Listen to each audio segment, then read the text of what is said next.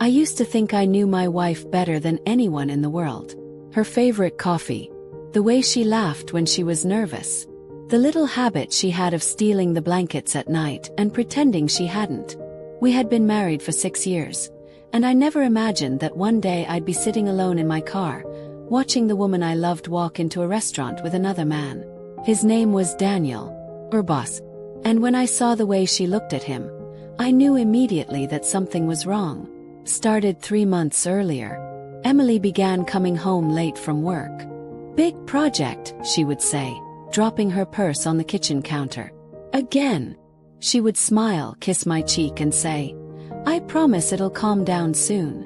I believed her. Why wouldn't I? I trusted my wife. Then the small things started changing. She began keeping her phone face down. She changed her password. She started taking phone calls outside. And whenever I asked if everything was okay, she'd become strangely defensive. "You don't trust me anymore." That question always made me feel guilty. So I stopped asking. Until one Thursday night. Emily had fallen asleep on the couch, and her phone lit up beside her. A message appeared. "Daniel, I can't keep pretending this means nothing to me." My heart stopped. I picked up the phone, but before I could read anything else, Emily suddenly woke up. "What are you doing?" Her voice was cold. "I saw a message from Daniel." She grabbed the phone from my hand. "It's about work." "Work?" "Yes." I stared at her. She stared back. For a few seconds, neither of us spoke. Then she walked upstairs. That night I barely slept. The next morning I told myself I was being paranoid. Maybe Daniel really was talking about work.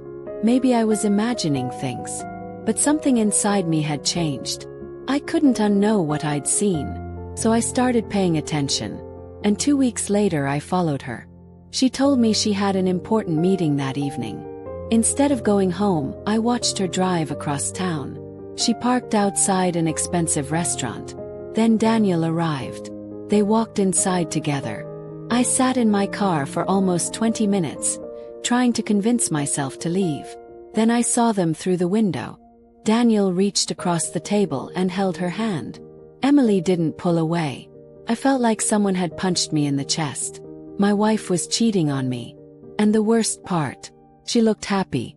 I didn't confront her that night. I drove home alone. When she finally came through the door hours later, she smiled. "Sorry I'm late."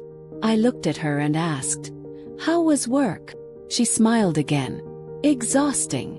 I almost laughed. Instead I said, "Yeah, I can imagine." That night I made a decision.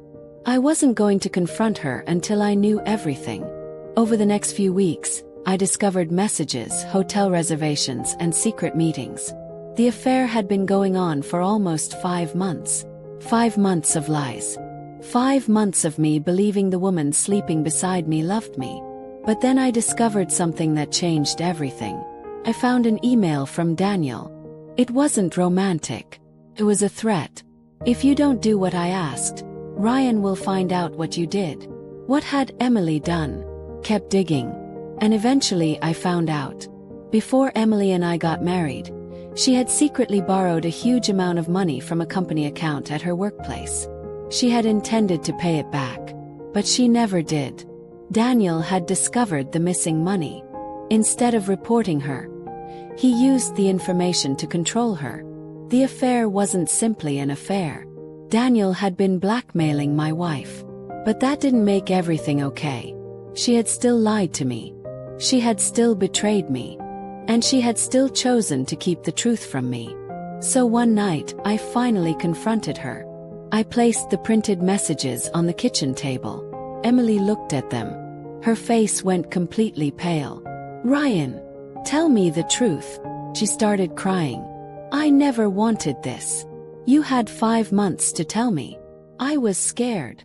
"You were scared?" She nodded. "Daniel threatened me. He said he'd destroy my career and make sure you found out about the money." I looked at her. "Then why didn't you come to me?" She couldn't answer. And that silence hurt more than anything. I stood up. "Do you know what the worst part is?" She looked at me through her tears. I could have forgiven your mistake. I could have helped you fix the money problem. I could have protected you from him. My voice broke. But you didn't trust me enough to tell me the truth. Emily covered her face and cried. Then she whispered something I'll never forget. I still love you. I stared at her. I loved you too. Loved. He nodded. I don't know if I can love you the same way anymore. The next morning, I gave Daniel's messages and evidence to the authorities at his company. The investigation exposed everything he'd been doing. Daniel lost his position. Emily confessed to what she had done and agreed to repay the money. But none of that magically repaired our marriage. For weeks we barely spoke. Eventually Emily asked me one question. Are you going to leave me? I looked at the woman I had once planned to grow old with. I don't know. She started crying. And for the first time I realized something. Sometimes betrayal doesn't destroy a relationship in one moment. Sometimes it destroys the version of the person you thought you knew. We are still living under the same roof. We're trying to figure out whether trust can be rebuilt after everything that happened. But I don't know if some wounds ever completely disappear. And honestly, I don't know what I would do if I could go back to the night I first saw that message. So let me ask you something. If you were the husband in my situation, and your wife cheated on you but later revealed that she had been manipulated and blackmailed, would you forgive her and try to save the marriage? Or would you walk away for good?